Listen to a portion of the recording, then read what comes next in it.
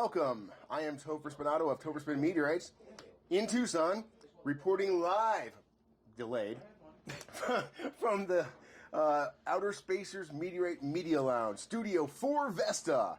I like the... yeah, it's a whole thing now, man. It's getting longer and longer. Right. This is Craig Zlimen of Minnesota Meteorites, owner of Minnesota Meteorites. We were going to do a show, but now we're just going to do the introduction. Yeah, we're just going to introduce you. 15 minutes is up. Have a good day. Thanks for coming in, buddy. I just want to go on record as saying you and I are the two best-looking men in meteorites. Oh. By far. You know, some facts are indisputable, Topher. Awesome. Thank you. Thanks for coming, guys. No. Yeah. Introduction, self-promotion. Have a great day. I'm still working on episode 3. You came in on caring for meteorites on our channel, Iron Meteorites, and phenomenal information, shared a bunch of secrets, so I want to show my appreciation one more time for that. Oh, man, it's my pleasure. I've gotten, the feedback I've gotten has been amazing, and I hope that people are feeling comfortable enough to actually do it. Yeah. I actually had someone come to me and say, after they watching that video, they weren't scared of buying an Iron Meteorite, and that's what we were trying to accomplish. So that is the goal, and you shouldn't be. Mm-hmm. I mean, it's not. I'm not trying to give a false sense of security. You shouldn't be afraid to buy an Iron because they're highly treatable, and even if they rust, we can fix them. Yeah. You can fix them. Anybody can fix them. I'm going to start working on mine when I get home because so that was really interesting and exciting, and I enjoyed that. And for those people who may not know, I mean, you are. I'll say it because he won't say it. You're probably one of the most known, most active, and professional finishers, polishers, cutters, etchers, whatever, of meteorites in North America. Don't argue with me. Those are facts. I'll go with the good-looking part. I know with Minnesota Meteors, it's now turning into a family business more than ever. I had the fortune of meeting your two daughters, Megan and Kate. This time they're here. They're beautiful. They're hard workers. They must not take after you. That is exactly. They take after their mother. That's a fair statement. And you're welcome, honey. Yeah. Hi. Waving to Kate off camera. Yeah. But your son's also involved too, Zach. Zach. So that's what I was gonna. So when I started doing meteorites, it was just me. I started playing. I bought a saw because I couldn't afford to buy the slices I wanted, but I could afford a saw. Yeah. And then I cut for other people and keep pieces for myself, with permission. I was going to say, wait. That was the cutting deal. That was the cutting deal. I cut for material. And that's kind of how I got started. And then, then you get other people asking if you're willing to cut, and then you buy more saws. And I was kind of maxed out, and So we have a chicken coop. We have bougie, change your subject. Bougie chickens, and we had a squirrel problem. And, it's just sort of ironic. Hold on, let me have some alcohol. This is my life. Yeah. I said I wanted sound bites, not no. And so I went up to do squirrel abatement on the chicken coop because they were pulling all the insulation out. And Minnesota, it's cold in the winter, and I fell off the ladder. Oh man! And I landed. I don't really remember it that well, but I remember looking down, and there was a 4x4 post in the ground. And when I put my hand out to catch myself, I hit that 4x4 post, and I broke my arm. It's really hard to do irons with one arm. Yeah. It is really hard to do irons with one arm. Pretty much anything, but especially when you're dealing with big stuff. Yeah. Big iron. Yeah, I mean, we're talking about what was big at the time, 20, 30 kilo irons. And so my son, Zach, was working for Taco Bell at the time, and I said, "Hey, how much are they paying?" And he told me the number, and I said, I gave him a significant raise. I said, "I'll pay you cash." And you won't smell tax cash. I'll pay you cash. And he was understandably nervous, so I did the best I could one-handed to sort of show him how to do it. It was my right hand actually, so I was backhanding it. And after about a week, he started getting comfortable. And we started fine-tuning it, and then he started learning about science, and he got interested. And that was it. And I said, as long as we can keep the business, as long as I have enough business to keep paying you, let's do it. Wow. And the rest is history. Now we have so much business, I can't. And I'm going to say one thing. Cutting is not a profitable business. No. Or at least I don't run it as a profitable business. When I started it, it was to keep Zach employed. And I priced it accordingly. We've gotten better. And I feel like we're high-end cutters now. But I still don't charge a lot. So we're busy. But I charge enough to make sure we have good business even in bad times. Yeah. and it keeps him employed. And I enjoy it, and it allows me to cut my stuff at basically no cost. That's the benefit. Yeah. And so that's how Minnesota Meteorites happened. And I pinch myself every day. Some days I want to bang my head against the wall, but I pinch myself. I'll be honest with you. I'm a little bit jealous. I have a 22-year-old son, just turned 22 yesterday, Ian, and I would absolutely love if it was Topher and son. Topher. But hey, he's chasing his dreams at the Phoenix Zoo, so more power to you, Ian. I was talking with Mark Lyon's son, who's 16, 18, around there. Maybe 17, actually right in the middle, I think, Yeah. And I was asking him about following in his father's footsteps, making it Mark Lyon and Son Meteorites, and he's kind of on the fence to not interested, and I'm just like, oh, with the opportunities given these kids, these young whippersnappers. Come on, get with the program. No, but to each his own. If you're not into the meteorites, it's going to be a drudgery of a job because it's just boring rocks if you're not into them. That's right. Yeah. And that, so we've gone through several employees over the years, trying to that's my daughter piping up behind the camera because she knows about some of the employees. I'm glad we don't have 3 mics.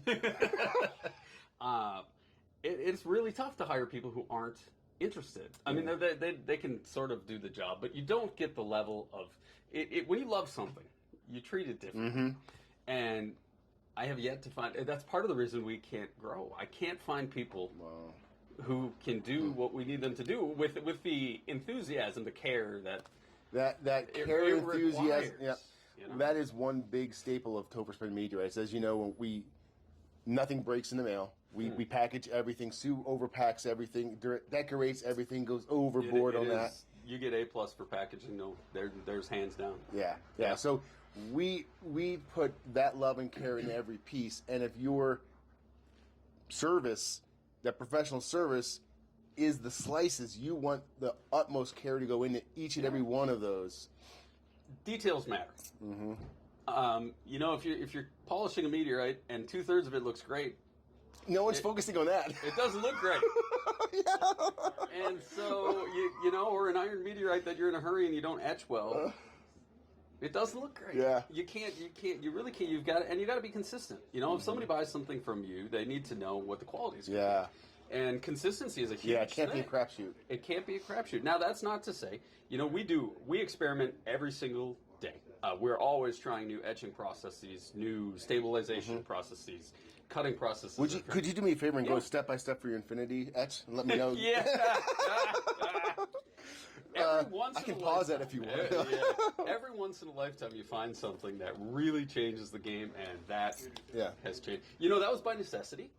NEA 051 in iron, it has a beautiful edge, but you can't see it. It's like a heated Gibeon. It's very muted. And I was trying, I bought a lot of it.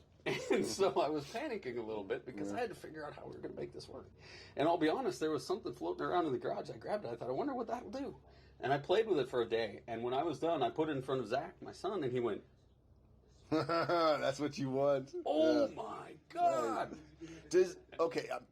We're getting off topic now. Yeah. Does your process work on heated Gibeons? I have a no. Damn you!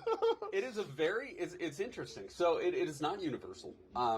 It seems to work well on meteorites that have some gapping. So like Campo has wide spaces. It works okay, but Campo etches well anyway. Simchan.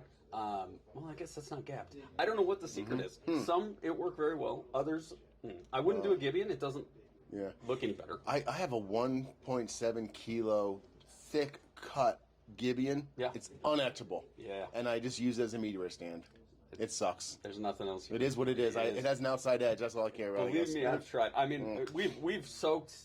We've taken heated Gibeons. I've etched them with every acid on the face of the planet. I've tried different times. I've soaked them for a day. Because like the deep Russian etch on some of the Simpson slices and things, doesn't happen. Could you do me a favor? Because we're talking about heated Gibeon, and I think that needs to be explained a tiny bit because we're not heating it with a torch. Right now. Well, I have him heat mine. No. So what we're talking about is. The assumption and the beauty of meteorites is a lot of it is just our best guess and science. But the theory is these probably flew too close to the sun Or maybe the huge asteroid was impacted on one side and it reheated.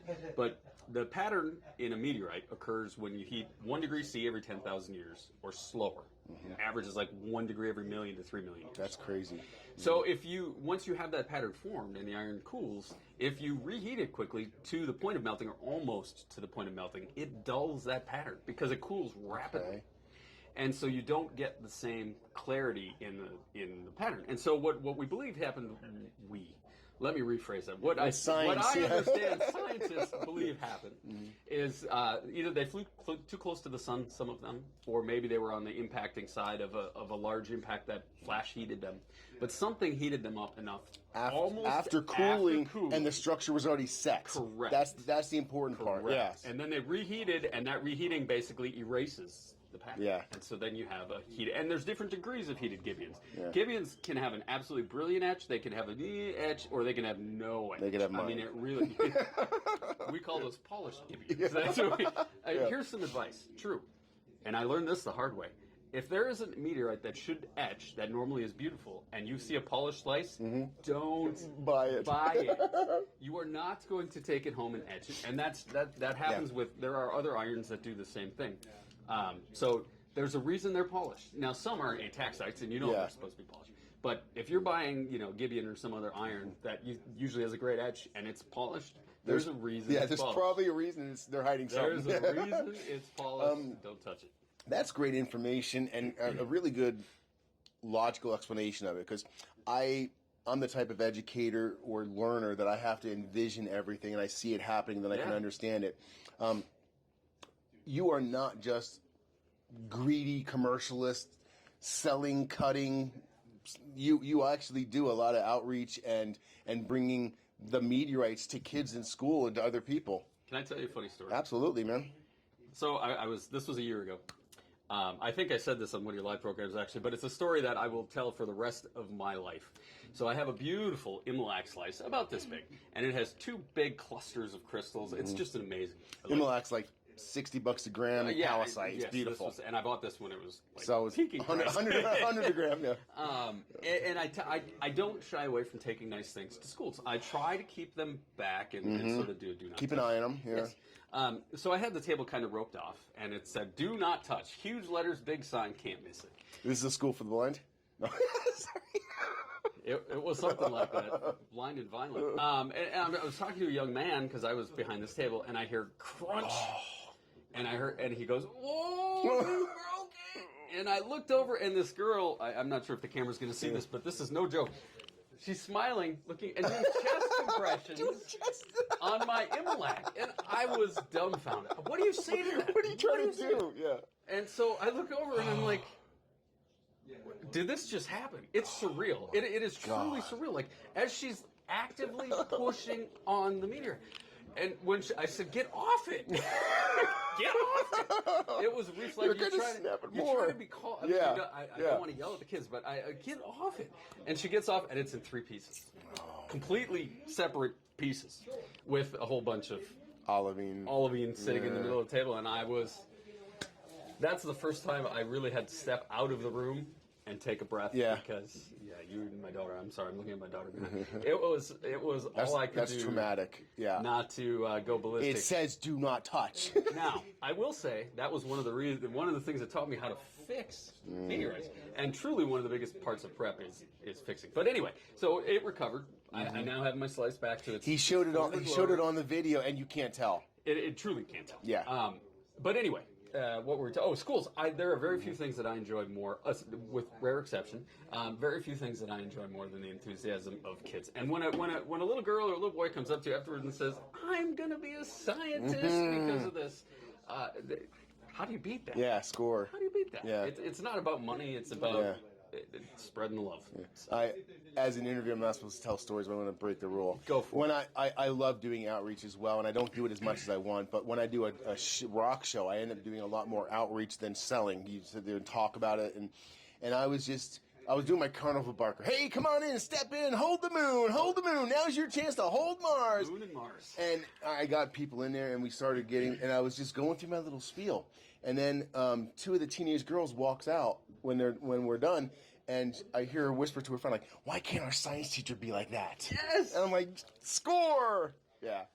It's a great feeling. Yeah. Well, oh, sorry. Go ahead. oh no. No. Go. I was gonna close it up, so I'm not. Oh yeah, no. I don't want I to.